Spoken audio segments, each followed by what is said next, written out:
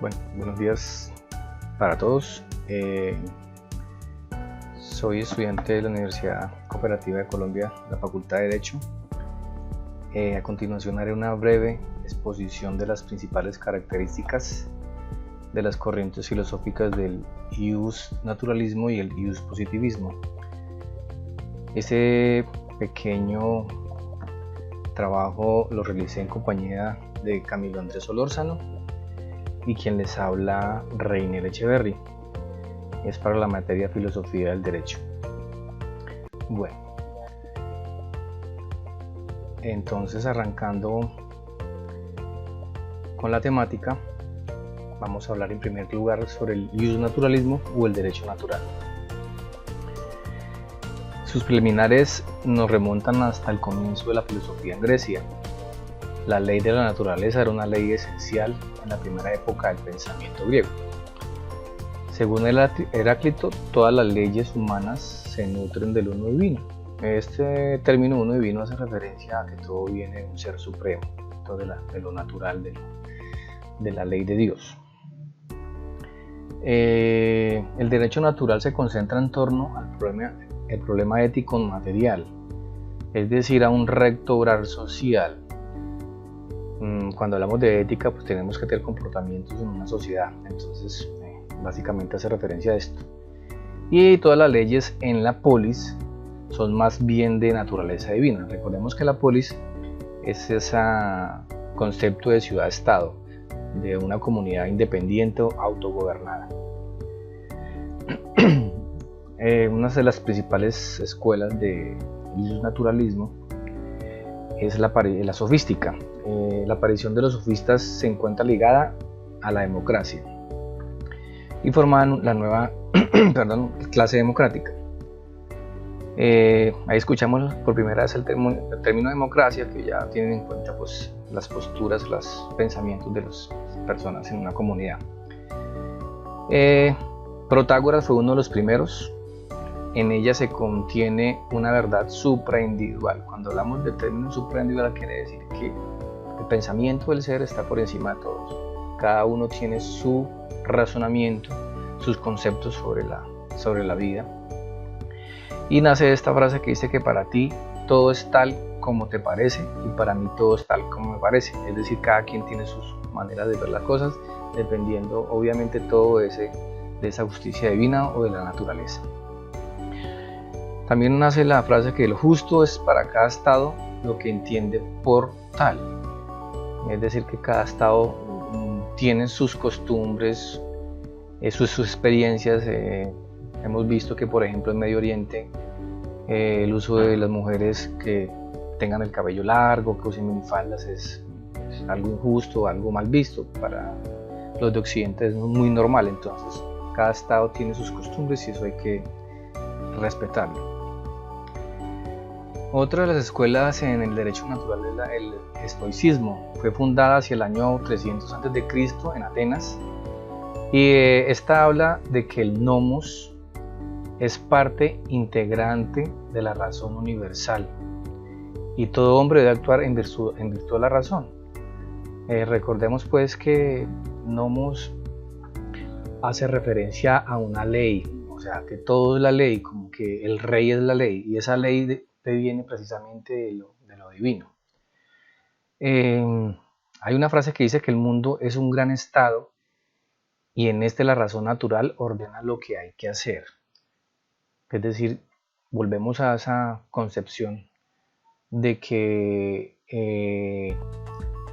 lo que proviene de lo divino, lo que da la naturaleza, son experiencias que le va dando la vida, y que de ahí pues se tiene que el hombre actuar en virtud de esa razón de lo que ve en el mundo natural.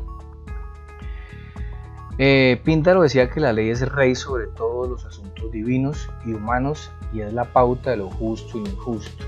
Volvemos al tema de la ley, pero la ley en el estoicismo está fundada de la razón divina, es decir, de lo divino, de todo lo que viene de lo natural.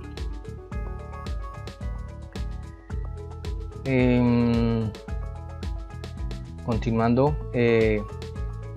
hablaremos del derecho natural cristiano medieval.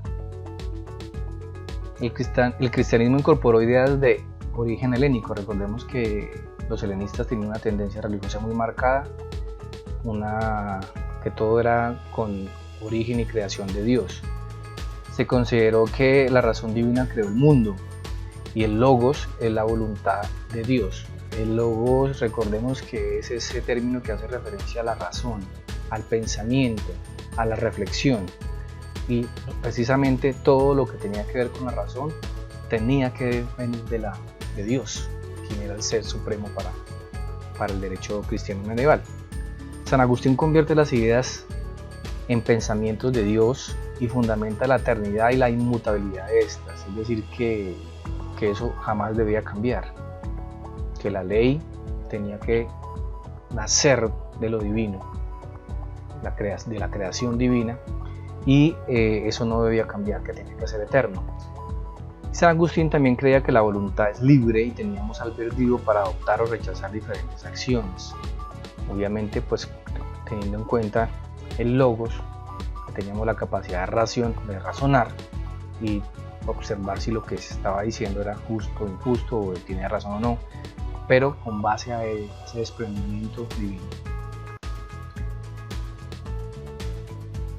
Pasaremos entonces al derecho natural moderno. Perdón. Se da entre el siglo XVI y XVII, está separada de la escolástica medieval. Esta corriente está muy marcada por las guerras en ese tiempo. Hobbes decía que las guerras más sangrientas no tienen lugar por bienes materiales o por espacio vital, sino por problemas espirituales, por fe e ideología. Recordamos también que las grandes guerras y la cantidad de muertos que generó la fe por temas religiosos en el mundo, pues es incalculable. Es mucho la historia que tenemos sobre el tema de la guerra por las ideologías y por la fe. Tiene la conciencia de que el derecho es vital para la conformación de la vida humana, es decir, si queremos vivir tenemos que tener normas, reglas y pues algo que nos conduzca a un vivir, a un actuar en comunidad. Este pensamiento precisa investigar la naturaleza humana y ver hasta qué punto los individuos están dispuestos a constituir una unidad. Ya pues tenemos en cuenta que la razón es individual, que cada quien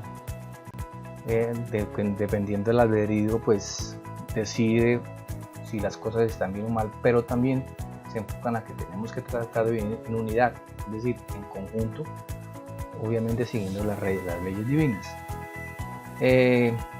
Aquí hay un pequeño enlace de un artículo crítico del derecho natural moderno.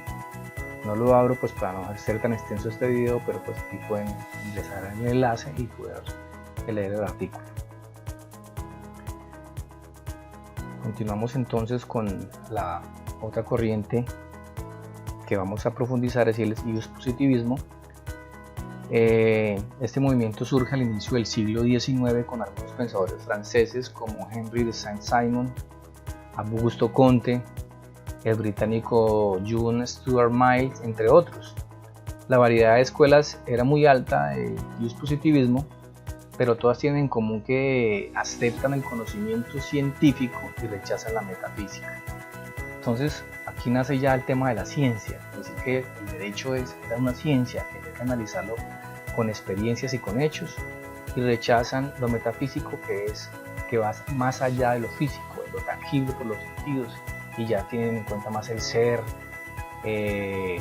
todo lo espiritual. Entonces ya rechazan mucho esa teoría y se van más a la experiencia, a la experimentación. Tienen una opinión generalizada de que el derecho válido no es necesariamente el derecho justo. Esta frase hace referencia a una frase que dice que dura lex sed lex, este latín, que dura la ley pero la ley. Algunas partes pues puede parecer justo, en otras no, pero pues hay que aplicarla porque así está el mandato.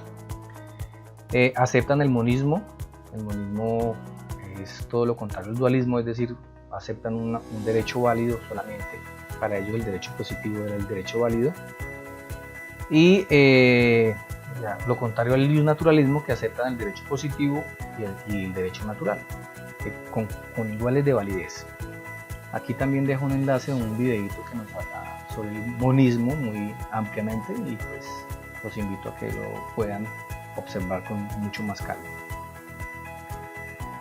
Las escuelas positivistas suelen dividirse en dos grupos fundamentales. Está los funcionalistas o realistas, que ellos básicamente dicen que el derecho depende de la función o el servicio que prestan, ¿cierto? Y los estructuralistas o normativistas, que son muy ligados a la norma. Lo que está en la norma es lo que se debe hacer, lo que está por fuera de ella no tiene validez. Bobbio, en su teoría general del derecho, diferencia a los positivistas de los realistas, obviamente, pues porque el realismo tiene un elemento funcional. ¿Para qué sirve? No solamente que está escrita, sino para qué sirve. Pero es claro que suponen al naturalismo, porque pues tienen conceptos de Dios, de lo natural, que todo viene de lo divino, y pues también permiten la metafísica. Entonces, los funcionalistas o realistas se centran en una pregunta: ¿cuál es el derecho eficaz? Lo que mencionaba antes, la eficacia del derecho, ya sea ante los jueces o ante la sociedad. Y el funcionalista se pregunta por la función que tiene el derecho en campos jurídicos y sociales, su utilidad, sí, básicamente si es válido, si sirve o no sirve. Por el contrario, los estructuralistas o normativistas se centran en la pregunta: ¿la norma es acorde al ordenamiento jurídico? O sea, la norma tiene que estar en una estructura y tiene que encajar en esas normas superiores y que no se salga de la norma, porque pues de lo contrario no sería válida. Esto define el derecho mismo desde la norma jurídica y un ordenamiento jurídico. Las fronteras entre ambas corrientes nunca fueron muy claras, ya que según algunos actores ninguna puede desprenderse enteramente de la otra, tienen que actuar en armonía. Por ejemplo, Kelsen explica que la eficacia determinaba la validez de la norma en algunos casos, o en 3 casos prácticamente. En la costumbre, decir que solo es costumbre lo eficaz en el entorno social, es lo que se puede probar, lo que se ha visto de que sí sirve, es eficaz y se convierte obviamente pues en costumbre. La revolución, que da a la nueva forma, a la norma fundamental, la validez, es decir, lo innovador, lo que no se estaba haciendo y se empieza a hacer a partir de la revolución. Y habla de la costumbre negativa, que la costumbre negativa es indicar si una norma no se puede aplicar, pues pierde validez. O sea, pues ¿para qué sirve una norma si no sirve de nada? Como dice por ahí, no se puede aplicar.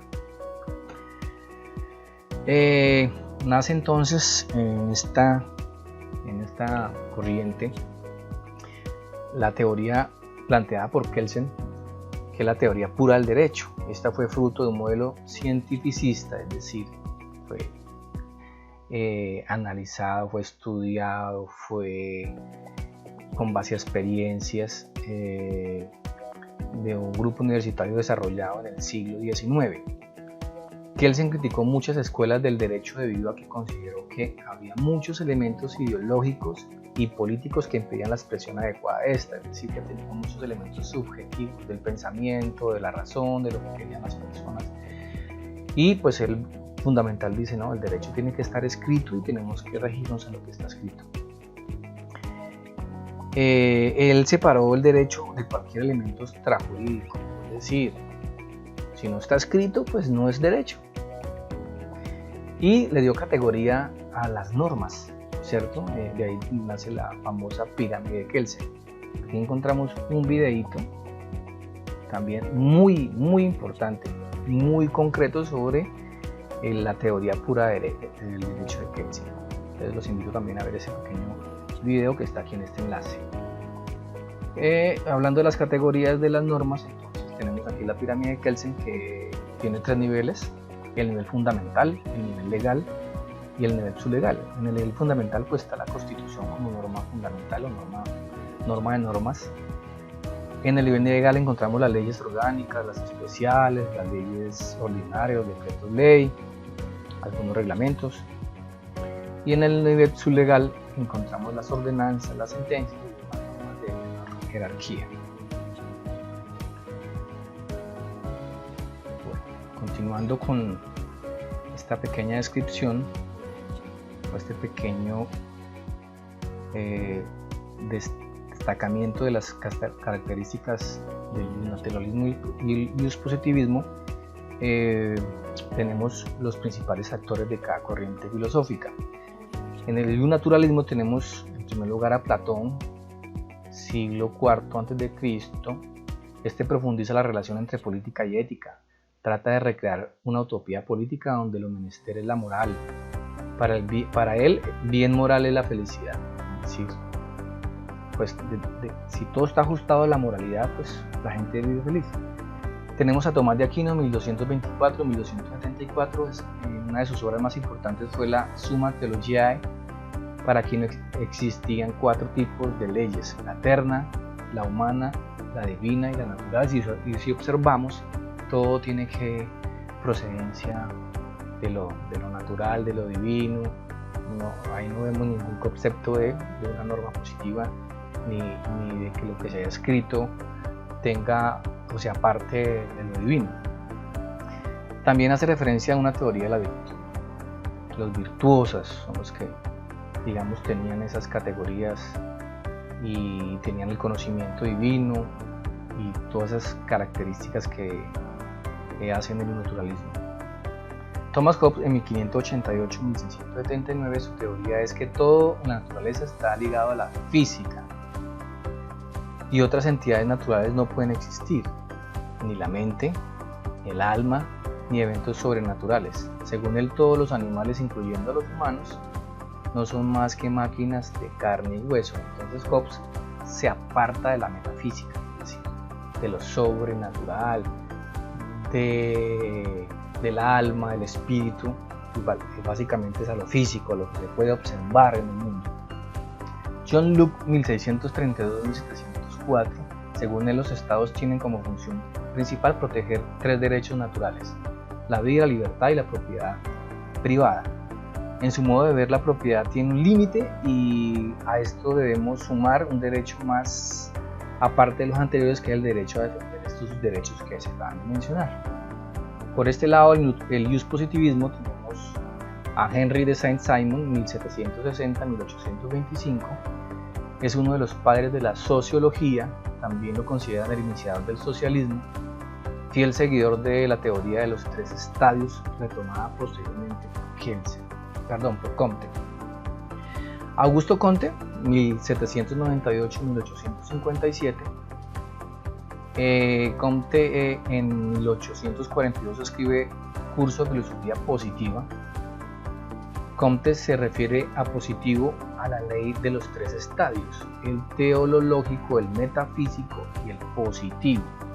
Este último en la base de leyes universales establecidas a través de la ciencia, del conocimiento, de la experimentación. El espíritu positivo, que se encuentra con la matemática, la astronomía, la física, la química, la biología y la sociología o la física social. La sociedad se basa por leyes para controlar su comportamiento. Ahí ya vemos la aplicación de que la norma es la que regula el comportamiento de los seres. John Stuart Mill, 1806-1873. Lo bueno para él es lo bueno para las mayorías. Es decir, que tiene el concepto de que si tiene la capacidad de decir que algo es bueno, pues para los demás también tendrá que ser bueno. Es una respuesta epistemológica para los asuntos humanos. La única fuente de conocimiento es la experiencia. Ya vemos aquí algo más concreto sobre lo que se ha podido vivir y se ha podido comprobar a través de la experiencia. Y John Stuart es un empirista y estudia los asuntos humanos de una manera científica. Recordemos que el empirismo es prácticamente se hace a través de la experiencia. Por último tenemos a Hans Kelsen, 1881-1973. La visión de Kelsen respecto al derecho es puramente positiva. Este le llamó teoría pura del derecho, como lo mencionamos anteriormente, y esta obra purificó el derecho de ideologías o moralidades y excluye cualquier idea de derecho natural. Cuando hablamos de purificar, decir que elimina totalmente las ideologías o las moralidades y todo el tema de la posición del derecho natural, y lo positiviza netamente. Kelsen incluye que toda norma emana de otra norma y el origen de esta es la norma. Aquí hablamos de las categorías. Está la Constitución y si alguna norma sale, tiene que emanar ligada o encuadernada, encajada a la norma principal. Disculpen. Haremos un breve cuadro comparativo de esta pequeña ilustración para destacar las principales características de cada una o las principales diferencias. El naturalismo, su fundamento de validez radica en lo justo e injusto. En el positivismo, su validez debe ser formal, es decir, lo que está escrito. En el derecho natural, los principios son dados por los dioses o por leyes naturales de la razón. En el derecho positivo, el origen de sus principios es dado por la experiencia humana, por la ciencia. La moral y la ética hacen parte de sus principios básicos, hablando del derecho natural, mientras que en el derecho positivo la moral y la ética no son principios básicos para el derecho. La naturaleza del derecho está ligada a la realidad humana en la perspectiva naturalista, mientras que en la jus positivista la naturaleza del derecho está ligada a la voluntad del legislador, al querer del legislador cuando promulgó la norma. En el jus naturalismo se considera que lo justo es todo lo moralmente correcto. El hombre por naturaleza puede diferenciar entre lo que está bien o lo que está mal. Mientras que en el jus positivismo separa el derecho de la religión, la moral y política o cualquier elemento que pueda generar una corrupción, digamos, en el derecho. Para el jus naturalismo la justicia no está condicionada por reglas, deberes o sanciones. El derecho positivo indica que se garantiza por órganos jurídicos al igual que todas sus decisiones. Bueno, el derecho natural dejó para el ordenamiento jurídico actual un legado. La democracia, ya que el nacimiento de esta va ligada a la escuela sofista, como se mencionó anteriormente. Recordemos que la primera vez que escuchamos el término democracia lo escuchamos en la explicación o en la exposición del derecho natural. También tenemos el principio de proporcionalidad propuesto por autores como César de Beccaria, el habeas corpus y la acción de cumplimiento que fueron usados en Europa y traídos a América durante la colonia.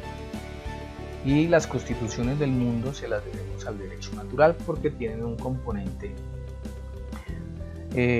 moral, ético, de principios y valores que son los que, digamos, rigen o irradian todas las constituciones.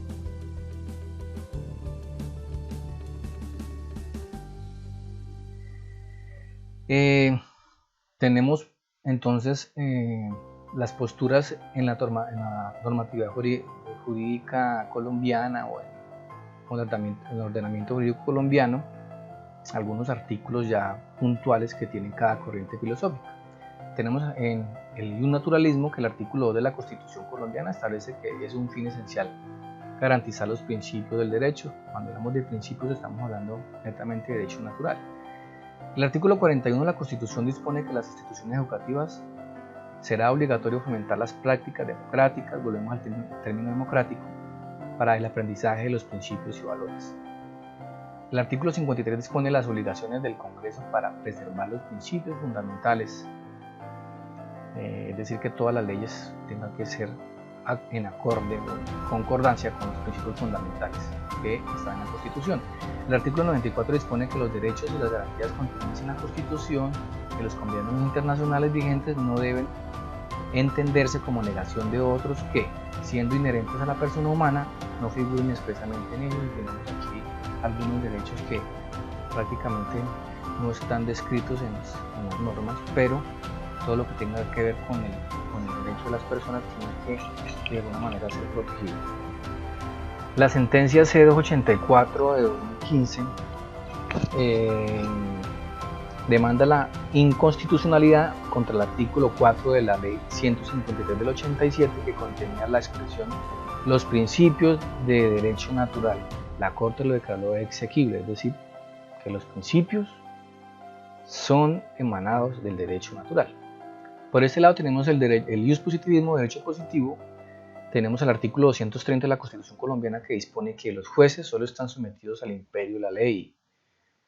La equidad, la jurisprudencia, los principios generales del derecho y la doctrina son criterios auxiliares. Todos tenemos que estar sometidos al derecho a la ley, dice el artículo 230. Los artículos 151 y 241 de la Constitución tramitan modos para saber si la ley es válida o no. En la primera le da la potestad al Congreso para expedir leyes y el segundo a la Corte Constitucional para declararlos exequibles o no. La doctrina iusnaturalista, la validez nada tiene que ver con la interposición de obligatoriedad o sanción. El artículo 4 del Código Civil colombiano determina la ley como declaración de voluntad soberana manifestada en la forma prevenida en la Constitución Nacional. Es decir, que lo que está escrito en la Constitución es lo que tenemos que obedecer todos los colombianos. El carácter general de la ley es mandar, prohibir, permitir o castigar. El artículo 14 del Código Penal colombiano dispone que la ley penal será aplicada a todas las personas en el territorio nacional. Es decir, que estamos sometidos o estamos obligados a cumplir las normas penales. Hay algunas jurisdicciones especiales que tendrán algunas características diferentes, pero igual tienen que someterse a la ley, como lo ordena el derecho positivo. Tenemos una crítica y conclusión que hicimos de manera general. Hoy en día los metafísicos no son tomados muy en serio, pues precisamente porque tienen un concepto divino, un concepto de lo más allá de lo que se pueda observar, ¿cierto? Pero debemos recordar que no se trata de que una rama o la otra sea más válida, sino que más bien se trata de que ambas ideas fueron y son importantes para el desarrollo de una sociedad más organizada. Ambas corrientes filosóficas tienen un aspecto supremamente importante en el desarrollo de las sociedades, porque recordemos que sin principios y valores pues tampoco sería un riguroso comportamiento de las personas, pero hay que mirar esos aspectos subjetivos. Los derechos fundamentales se podrían considerar como derechos naturales, precisamente porque protegen el ser humano. Ya la perspectiva de la antigua Constitución era que nosotros los ciudadanos tenemos que obedecer al Estado o servir al Estado, y ahorita con la nueva Constitución es todo lo contrario. El Estado tiene que funcionar en servicio de los seres humanos. Y pues dice, básicamente ninguna ley reconocía los derechos fundamentales, sus derechos en un principio, sino que la humanidad vio correr mucha sangre para poderlos obtener. Es decir, es una lucha por muchos años para que donde estamos hoy en día, de donde lo más importante para todos los países del mundo sea las personas por encima del propio Estado.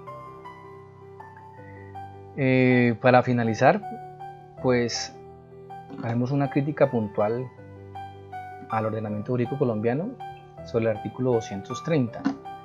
Este artículo indica que los jueces en sus providencias solo están sometidos al imperio de la ley. La equidad, la jurisprudencia, los principios generales del derecho y la doctrina son criterios auxiliares de la actividad judicial. Si observamos este artículo constitucional, tiene una tendencia iuspositivista, porque está indicando es que tenemos que sujetarnos a la norma. Sin embargo, en la actualidad hemos visto el fenómeno de la constitucionalización del derecho, donde las cortes se han manifestado constantemente sobre a las leyes cuando van en contravía de algún derecho fundamental. Y esto se debe a la irradiación de los principios valores hacia todas las normas y leyes que existen en Colombia. Y es por ello que los jueces no solo fundamentan sus providencias en la norma sustantiva en lo que está escrito, sino que aplican el carácter axiológico de los valores y principios constitucionales a sus decisiones y por ende aplican de manera armónica tanto el derecho natural como el derecho positivo en sus decisiones y de una manera justa y sobre todo protegiendo a las personas, que hoy en día es lo más importante para todas las naciones. Bueno, muchas gracias a todos por su atención. Esto es lo que queríamos nosotros en esta pequeña reseña o en esta pequeña destaque de características del ius naturalismo y ius positivismo. Gracias para todos.